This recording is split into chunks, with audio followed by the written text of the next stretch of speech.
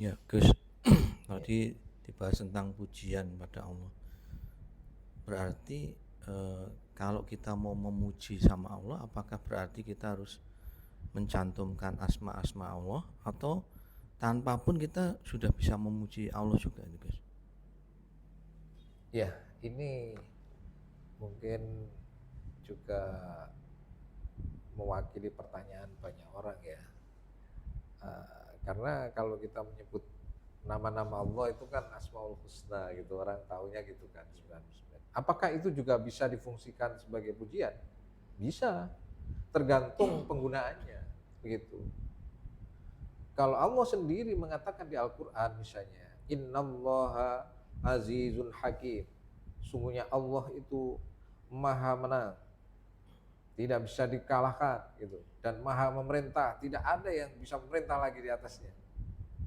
Maha memutuskan, keputusannya tidak bisa dianulir siapapun gitu. Tidak bisa dilawan siapapun gitu. Maka ketika Allah mengatakan begitu ya, Allah memuji dirinya sendiri gitu. Jadi Asmaul Husna di sini ketika digunakan untuk mengatakan bahwa Allah itu apa namanya maha menang dan maha mengambil keputusan, tidak ada yang bisa melampauinya lagi, melawannya lagi.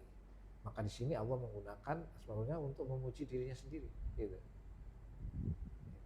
Tapi kalau manusia yang menggunakan, misalnya saya mengatakan Allah itu maha menang, tidak bisa dikalahkan. Berarti saya memuji Allah menggunakan Asmaul Husna Al-Aziz. Gitu. Tergantung perannya. Tetapi kalau digunakan dalam Bismillah, tentu itu tidak dalam konteks pembicaraan memuji. Gitu ya. Misalnya Bismillahirrahmanirrahim. Dengan nama Allah Ar-Rahman Ar-Rahim. Gitu. Nah ini kan sifat Allah. Gitu. Mensifati saja. Gitu. Dari sisi makna hukum dia mempunyai fakta hukum yang dimaksud dengan Bismillah ini. Jadi tergantung penggunaannya itu dalam konteks apa, begitu. Tetapi pujian itu ya bisa juga dengan bahasa orang memuji itu dengan bahasa tradisional seperti ibu-ibu memuji anaknya misalnya disuruh makan susah terus mau pinter gitu gitu. Nah itu kan pujian juga. Gitu.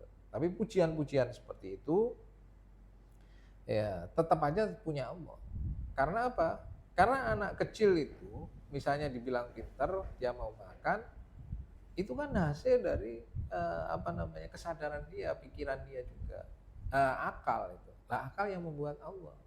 Karena itu kepintaran dia juga yaitu produk hasil dari buatan Allah. Karena produk akal gitu.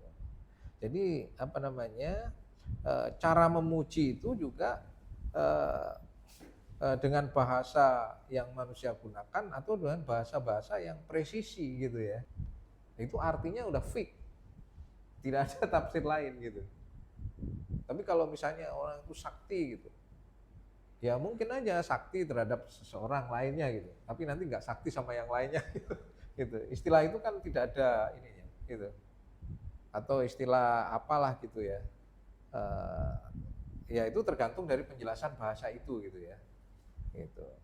Nah, karena ini bahasa Asmaul Husna dia mempunyai pengertian yang sendiri gitu. Tapi kalau seperti bahasa Indonesia ya harus dirujukkan kepada kamusnya. Apa itu pengertiannya di sana gitu.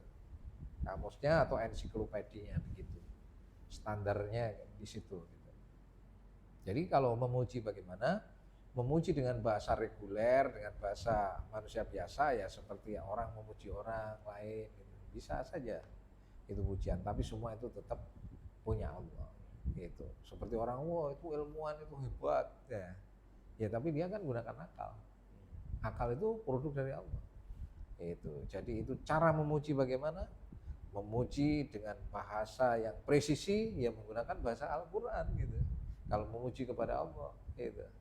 Kalau memuji kepada sesama manusia ya manusia punya banyak cara. Ada orang memuji dengan kata-kata verbal yang mungkin ya kayak kepada anak kecil, tapi kepada kalau orang-orang misalnya macam para politisi biasanya kan mengapresiasi gitu ya, itu kan memuji juga gitu. Tapi bahasanya mungkin lebih elegan dan sebagainya begitu, tapi mungkin punya makna macam-macam gitu. konotatif gitu. Jadi itu apa namanya, memuji apapun bahasanya, baik bahasa biasa sebagai manusia antar manusia atau bahasa yang presisi seperti bahasa di Al-Quran gitu, ya itu tetap aja semua pujian itu milik Allah. Tetapi kalau dari segi bahasa harus dikembalikan kepada standarnya gitu. Karena bahasa itu ada bahasa komunikasi, ada bahasa untuk ilmu pengetahuan, bahasa budaya, dan sebenarnya kembalikan ke kamusnya, ke ensiklopedinya, dan kepada standar bahasanya itu gitu. Jadi memuji pengertiannya segala puji gitu. Baik yang sifatnya bahasa itu presisi maupun tidak presisi gitu. Atau bahasanya itu segala macam, baik bahasa Arab maupun bukan, tapi semua itu punya Allah. Baik antar manusia atau juga Tuhan sendiri dengan Tuhan, atau kepada Tuhan sendiri, atau manusia dengan manusia, atau manusia kepada Tuhan, atau sebaliknya Tuhan kepada manusia, semua milik Allah memang gitu. Makanya pujian itu clear kalau dikatakan alhamdulillahirabbil alamin. Segala pujian itu milik Allah. Itu ada fakta hukumnya dan objek hukumnya jelas. Bukan sekedar jargon atau sekedar apa namanya ucapan, bukan sekedar itu, apalagi mantra gitu. Iya, ini betul-betul memang clear, ada faktanya, ada fakta hukumnya. Jadi segala puji milik Allah memang clear begitu adanya. Al-Malikul Haqqul Mubin. Itu closing statement. Gitu. Terima kasih Gus Muhib atas penjelasannya berkaitan dengan tema pada kesempatan kali ini. Mudah-mudahan membawa pemahaman bagi kita dan mempertebal keimanan kita kepada Allah Subhanahu wa taala. Terima kasih. Assalamualaikum warahmatullahi wabarakatuh. Waalaikumsalam.